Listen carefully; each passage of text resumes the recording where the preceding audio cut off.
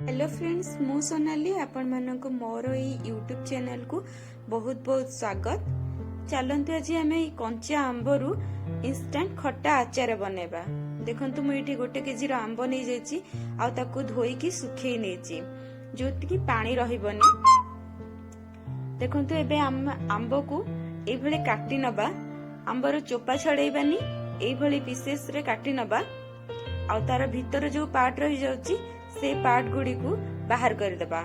आउ एई भली आंब को काटी नै गोटे पात्र रे रखि देछि मु।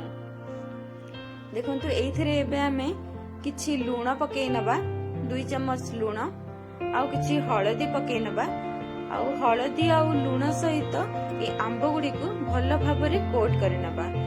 देखंतु मु एठी एबे सबु जाक आंब को गोळी नउछि, पूरा भलो भाबरे मिक्स करि नबा। एबे आंब को जेमिति सबु जक आंबरे पूरा गोटे लेयर आसी जिवो लूण आउ हळदी रो कोटिंग हे गला परे एबे हम आगु रेस्ट पई 6 घंटा छाडी देबा।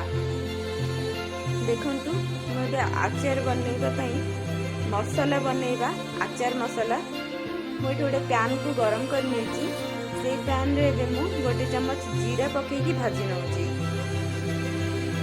देखंतु जीरा रे गोटे कलर टिके चेंज होगा पर्यंत आउ किछि तार भल बास्ना आसीबा पर्यंत ताको टिके भाजी नबा। बर्तन ताको बाहर कर नै कि सेम पैन रे ही गोटे चम्मच पान मधुरी पकेकी भाजी नबा। से पान मधुरी रो मध्ये गोटे बढ़िया स्मेल आसे, सेटा आचार रे तो पूरा बहुत ही बढ़िया स्मेल आसीबो, तार गोटे बढ़िया फ्लेवर आसीबो। देखंतु एको मु भाजी नैछि, स्मेल तो आसिलानी। एबे एको बाहर कर नउछि। एई पैन रे ही 2/3 टेबल स्पून आमे मेथी को भाजी नबा।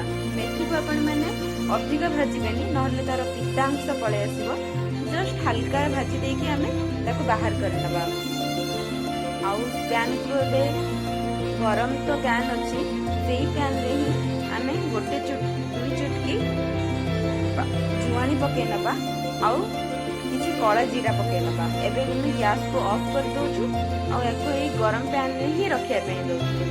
देखंतु एबे तो मु गैस ऑफ कर नेछि आ एको टिके भाजी नउछि। एको बाहर कर नबा। एबे मसाला पई 3 चम्मच सोरिष निश्चय नेबे। आपण माने चाहिले धळा सोरिष मध्ये नै परिबे। ए सब मिक्सचर को ग्राइंडिंग कर नबा।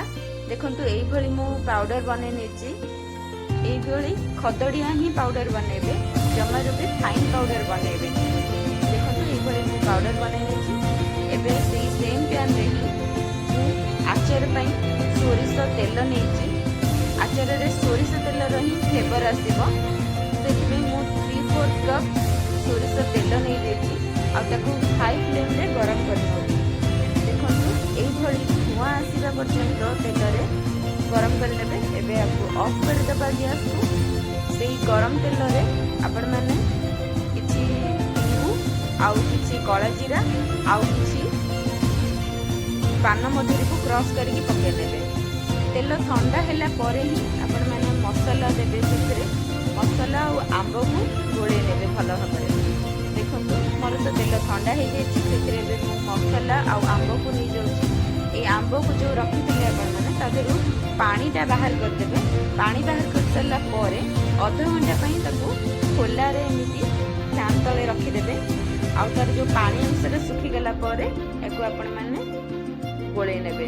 मो एक्चुअली भूली जेथिली तार शूट करिया पई, सेति पई आपण माने मो कहि दोछि कि तार एई भली प्रोसेस रे आपण माने आंब को बाहर कर नेबे। देखंतु एबे मो मसाला सहित भलो भाबरे कोट करिकि गोळे नेछि।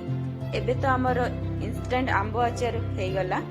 एको आपण माने लॉन्ग टाइम स्टोर करके रखिया पई गोटे चम्मच विनेगर पके नेबे। आपण चाहिले जो भी विनेगर पके परिबे। मो पाखे एक्चुअली एप्पल साइडर विनेगर थिला, तो सेति पई मु एटा एप्पल साइडर विनेगर को यूज कर नेछि।